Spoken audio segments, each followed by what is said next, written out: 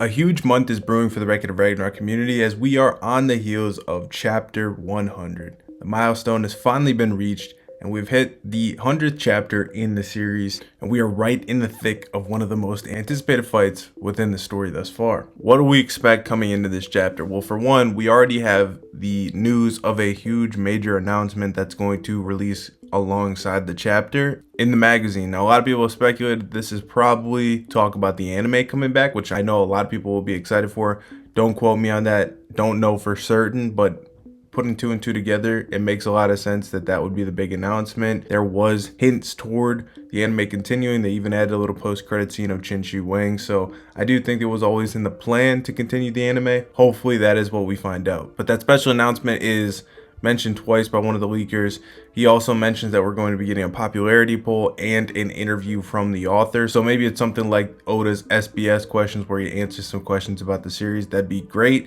If there's anything of note, of course, we're going to be covering that as well. Actually, getting into the preview for the chapter, the preview for this chapter states, the true nature of Loki's strange power is revealed. In response, the shot that Simo performed was ...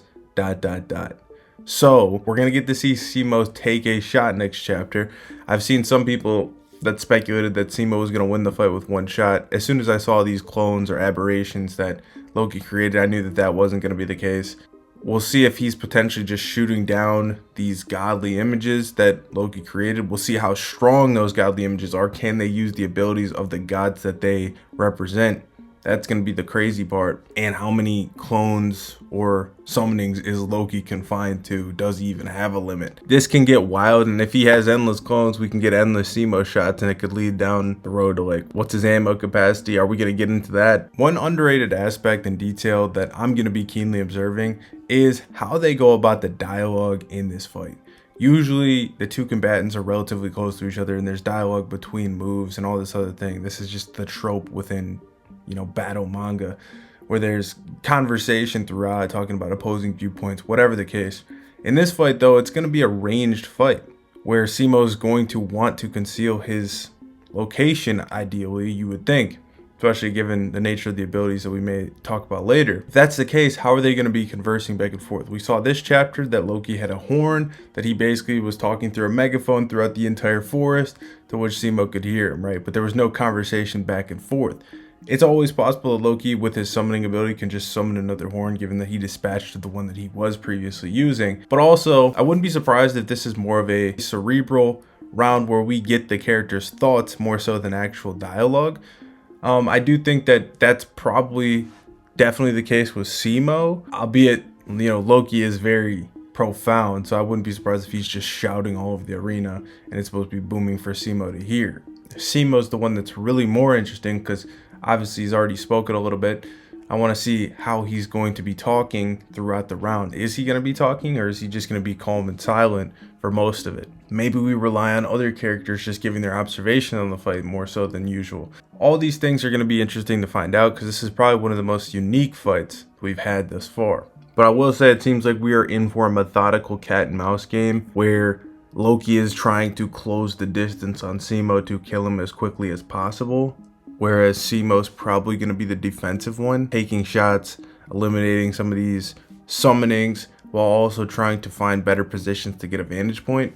And if he has some kind of presence erasure, that makes sense all the more, given, of course, we knew his Valkyrie couldn't sense him when he was in the forest. That could be how Loki can't find him, and then Loki's trying to pin down his position. That makes a lot of sense. We'll have to see how it goes. The sky's really the limit. I wasn't expecting the summoning ability from Loki, resulting in the gods that we saw in the last chapter, but I'm going into this with an open mind, and I think we're in for a treat in this fight. Now, moving on to Apocalypse of the Gods, we got this epic volume cover for Wukong and Prometheus. It's actually my favorite of the volume covers we've gotten so far. I think Wukong looks really cool in this. And one thing I wanted to point out about this fight that just took place is I do think that it is kind of a cause for a bit of an inconsistency or potentially a retcon, which is understandable with the spinoff that likely, wasn't planned. It's not even the same author. It wasn't planned prior to Ragnarok's great success, obviously. Obviously, it's still tied together, though. But the fact that Prometheus isn't in the crowd for Hercules fights kind of takes me out of it a little bit, given the fact that they're shown to have like this great relationship. Hercules was obviously there to support Prometheus in his fight, went down, caught him before he could collapse. And for us not to ever get a moment where we see Prometheus in the crowd crying over Hercules' death or even just supporting him is a little bit weird to me. And one quick thing that I thought that they could have done to make that kind of all wrap up with a nice little bow on it would simply have just been to kill Prometheus in this fight. It doesn't seem like we're going down the road of deaths in this tournament, as Ra did survive, albeit barely, and Prometheus has now survived. We know for a fact that Indra is going to survive the tournament. We see him in the Record of Ragnarok manga, so I'm assuming that, even if he loses next round, he'll survive.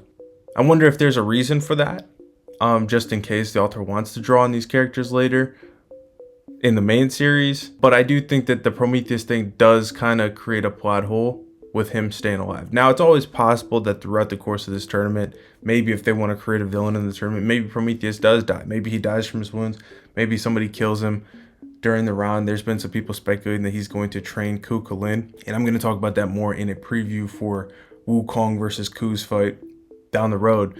But I do think that this kind of needs to be addressed, or they're going to have to throw in Prometheus into the main series at some point, because otherwise, anytime you go back and reread the Hercules fight with this kind of knowledge, you're like, well, where is his best friend? Like, they hyped up Ares as his best friend, but he's got this great relationship with Prometheus as well that needs to be highlighted. So I want to throw that nugget in and catch your guys' thoughts on that. With the end of that fight being match 2 of round 1, we can only assume that we're going into match 3, which will feature Suzaku the Vermilion Bird versus Indra. We know quite a bit about Indra already. We know that he was one of the last gods Shiva and Rudra encountered on their journey, the voyage to the peak of Svarga. We know Rudra defeated him, and in turn Rudra was defeated by Shiva. So what this does is that unless they give us some elaborate backstory on Indra getting much stronger, a lot of scaling will make a lot more sense in the series. If you're into that, if Indra does well in this tournament, we'll know that, like, okay, well, Shiva could have beat all the same people that Indra could have beat, right? Which I actually like. It's always possible that Indra just loses the first round. I mean, they did seem like they were potentially setting up Suzaku versus Morgan for round number 2. So I wouldn't be surprised if Suzaku and Morgan win out of this half of the bracket to set up their inevitable fight. But even if Indra gave Suzaku an extreme diff fight, that would be a good metric to gauge how this guy would do against somebody like Shiva. And in turn, it would give us a much better landscape to compare characters. Now, I am interested, ever since I saw Indra's design, I was interested in seeing him actually get a full-fledged fight. He looked really cool, and it actually did look like he had lightning abilities. So tapping into the supernatural aspect, which this spin-off series has been much more willing to do than the main series. So I hope, after seeing like images like this, I hope that he does use some kind of lightning ability in this fight. Now, as far as Suzaku, I am really completely in the dark about Suzaku, his lore, and what he does. So I'm sure some people in the comments can fill us in, but I'm kind of just heading into this round open-minded. This is going to be the first round that really is kind of the benchmark, because Sun Wukong's obviously a fan favorite. Ra, even Ku Kulin has an audience of people that gravitated to want to come watch him fight. I think that this Indra Suzaku is really like going to be more or lesser known characters. Can the series maintain its hype and maintain its momentum in round 3? That's going to be pivotal for the series' success going forward. And I'm hoping for a closer fight this time around between these two. I think that it would make some sense to give Indra a nice showing on the way out. We do know that he will survive, though, because he does show up during Record of Ragnarok. Par for the course. I mean, both Ra and Prometheus have survived their fights.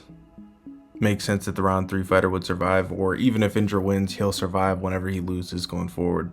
We also got this cool cover with Odin. Obviously, we got a lot of the Odin lore in the previous couple chapters, so it makes sense that he would be on the volume cover. The fan in me does kind of think that it would have been appropriate to put Siegfried opposing him on the other half of the cover, similar to how kind of they've done, Hilda and Hermes have faced off before.